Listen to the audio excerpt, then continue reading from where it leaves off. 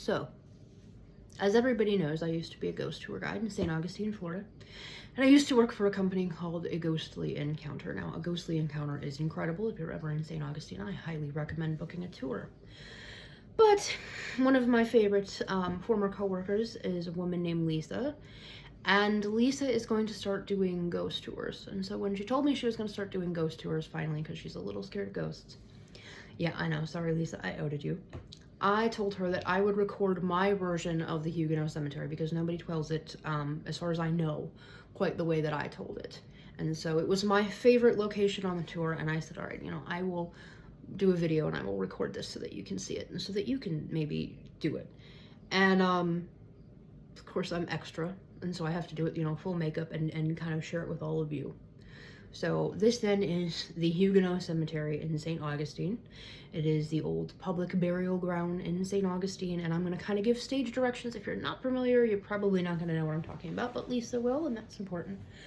So, Lisa, there are a million places to stand when you're doing the Huguenot, obviously. And most of the guides will tell you that stand around front by A1A where the graves are facing you and all of that. And I have done that.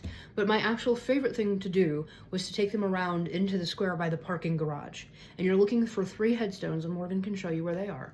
But you're looking for 3 headstones specifically, and you want to be stationed against that fence. Actually, no. No, you don't. If you can avoid that, you want to put them against the fence.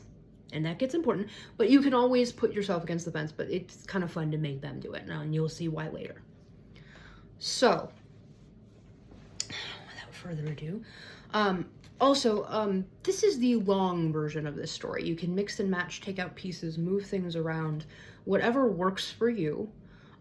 This is the everything has gone pear-shaped version. I have never done the same ghost tour twice. I wouldn't know how to do it. I would be bored. And furthermore, really, it comes down to you're responding to the conditions of the street, and you're responding to what's going on around you. And so this version is there's 9 people at the Talamado, and the fort is on fire, and there's a car accident on Orange Street, and whatever else. There's just, you need to make this last as long as possible. So pull whatever pieces from this you want, mix and match, figure out what works for you and how you like to tell it. And yeah, have fun with it, because this one is probably my favorite, as I've said.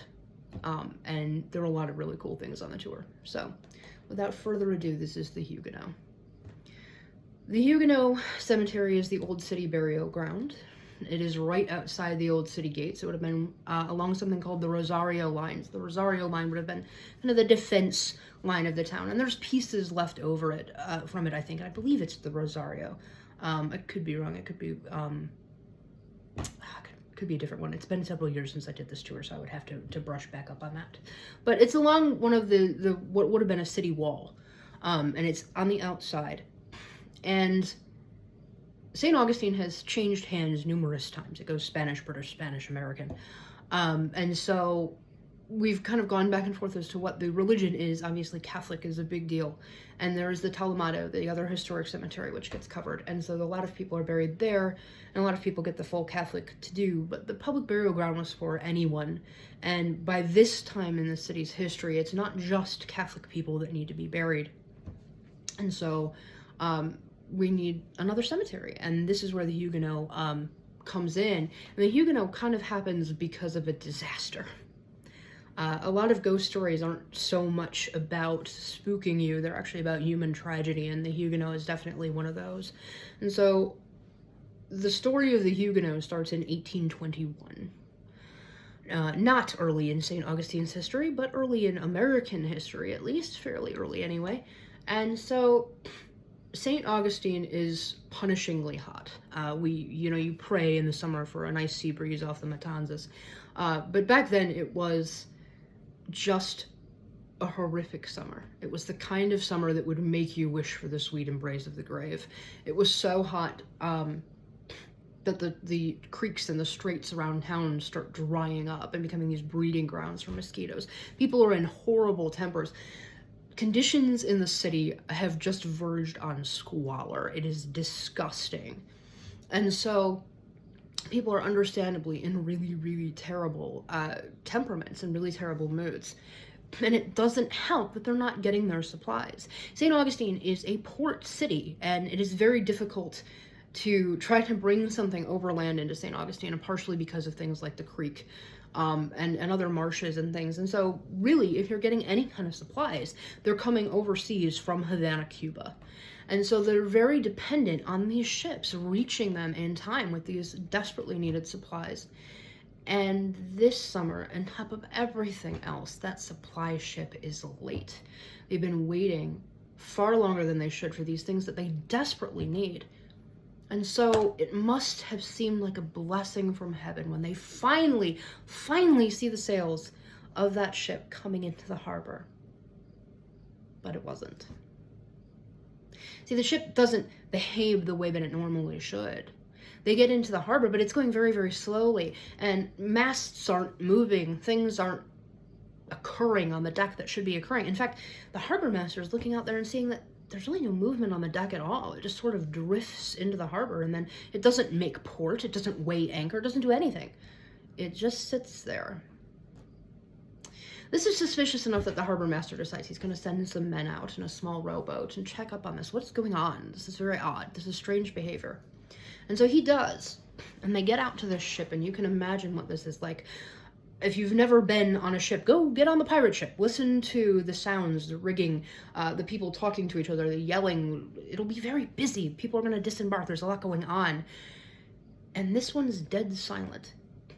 The only thing that you can hear is the sound of the waves, the creaking of the rigging. There's not a soul moving aboard that ship. It's eerie. And so the men go down into the hold of the ship and they make this gruesome discovery. Everyone on board that ship, aside from 2 people who are horrifically ill, are dead. Dead in their beds. Laying in the holds, laying on the ground, all of them are dead. Now this is horrifying enough, but as a harbor master, you have to make the decision. People in town need the items on this ship. Yes, it's full of corpses. Yes, you don't know what killed them, but remember, this is before modern forensics. It's not as though you're going to have the CSI team come out and figure out what happened to these people. Time is of the essence. What do? Do you hold this ship and try to come up with some sort of investigation, try to send someone back along the route to Havana and discover what happened with these people, realizing that, you have the ship in quarantine in the meantime and people in the city are going a bit crazy for these goods? Or do you decide, there's no way we're going to know what happened to these people. We don't have time to waste. People in town need these things. We're going to dispose of these bodies and we're going to release the goods into the city. And here's where I ask these people what they're going to do. And normally they tell you they're going to release these items. And that's exactly what the harbor master does. And it is exactly the wrong decision to make, because when you do that, when you let go of these things that have come from Havana, you're also letting go of the contagion. The thing that killed all of those people, which in this case is infected mosquitoes, because the cause of death for all of them is yellow fever. Now, if that doesn't strike fear into your heart, that's probably not uncommon, because we've eliminated yellow fever for the most part in developed countries. But in 1821, no one even understood what caused yellow fever. They didn't know it came from infected mosquitoes. In fact, they won't discover that until the year 1900. And there won't be a vaccine for yellow fever, the only one ever, by the way, ever to win a Nobel Prize, until 1937. So in 1821, the only thing that you can do if you contract yellow fever is die. And they did, in droves. They brought this illness into the city. We already have this massive mosquito overpopulation. It's hot, it's filthy, and it spreads like wildfire. From house to house, from person to person, and it's an immediate domino effect. And what do? You don't know what's causing this. You don't know what's making these family members sick. Pretty soon your father starts to sicken, and then he dies. And you don't know what to do. There's nowhere to bury this guy, because there's just not a burial ground for these people. You can't bury them fast enough. You're stacking them in the streets. And you don't want to stack your family members in the streets. That's a horrific thing. That's something that you would never, ever think that you would have to decide. But now your sister has a fever. And you know what that means. and you know you're next. The thing about yellow fever is that it tends to kill very, very quickly and in a way that's merciful because you eventually experience organ failure and death. Horrific, bleeding death. See, it's called yellow fever because you start to get yellow in the face because your liver shuts down and you become jaundice. It's extremely painful and it's extremely slow in its own way when you're the one suffering it. But frequently it kills you within the span of a week. St. Augustine is overwhelmed. They don't have enough doctors. They don't have enough medical supplies. They don't have anybody with medical training. What they do have is nuns and priests and good Samaritans willing to try to help the sick and the dying. But it's not enough. People are dying in droves. And so, they even silence the mission bell that rings out every time somebody dies, so as not to disturb the dying people in the town, because by this point, it had been clanging constantly. What do you do with all these corpses? Better make a cemetery. Better make it fast. And so they do. They begin burying these people as quickly as they possibly can. But remember, they're sick too. There's not enough people. It's going, it's going, it's going. What do? You start opening mass graves. Does it matter where the boundaries of the cemetery are? No. Does it matter who these people are? Does it matter who they're interred with? Are we keeping good records? Of course we're not. We're in the middle of a plague and we're burying people as quickly as we possibly can. Throw them in. 5, 6, 10 people. Stack them on top of each other. Stack caskets if you can in each grave. Because remember, not only are you dealing with this illness, not only are you dealing with a new cemetery, but you're also dealing with the fact that you're hitting the water table. Even despite the drought, you're right against the water. Fit as many people in a grave as you can and cover them over fast. Because remember, you don't know what's causing this. Are the corpses going to make you sick? Is you burying them going to be what kills you? Nobody really knows where the boundaries of the Huguenot were. The fun thing to say to them is, where do you think, you can see where the fence is, and you can see that this fence is new, relatively new, maybe put in 2010, whatever, and we could find the number for the person who put it in. This is not the original fence. Where's the original boundary of the Huguenot? Point it out to me. Let them guess, let them figure it out. And then say, nobody knows. When they dug up this little square, when they dug up that parking garage, they started unearthing bodies. We don't know who they are. We don't know when they were buried. And did they give them a nice burial somewhere else? Come on. St. Augustine. They put them back. So if you're walking to your car tonight, make sure to check out some interestingly dressed people in the parking garage, because they may be ghost tour guides coming off shift. And they may not. Now, if that's not bad enough, perhaps you want some name ghosts, some people that I could introduce you to in the cemetery. And that's why we're over here, in fact. Because we're over here to introduce you to the only poltergeist on this tour. 3 of them, to be precise. These 3 headstones here, and then you show them with your laser pointer where the headstones are. They would be these 3 troublemakers. Now, the main one that you need to know about, the real poltergeist. The other 2 are trouble, but the one is extremely problematic, is Erastus Nye. Now, quite frankly, that would be enough reason to haunt somebody, but Erastus is kind of a pain in the butt, and he likes to make his presence known. See, he came down here from New York with his friends to party in St. Augustine, as so many of us do, and as so many of the people you may have noticed around you tonight are. They decided to get up to some trouble. Why not? Carouse, get drunk, see what you can destroy in this city. And Erastus Nye ended up becoming sick and being buried here, a resident of St. Augustine forever. Maybe he's mad about it. Maybe he's still just trying to cause trouble. But there's a lot of interesting stories about Erastus Nye's grave. And the most famous one, the most interesting one to me, is actually about another ghost tour guide. See, she's standing, and this depends on whether you put you against the fence or whether you put them against the fence, by the way, Lisa. She was standing against the fence, kind of where I am now.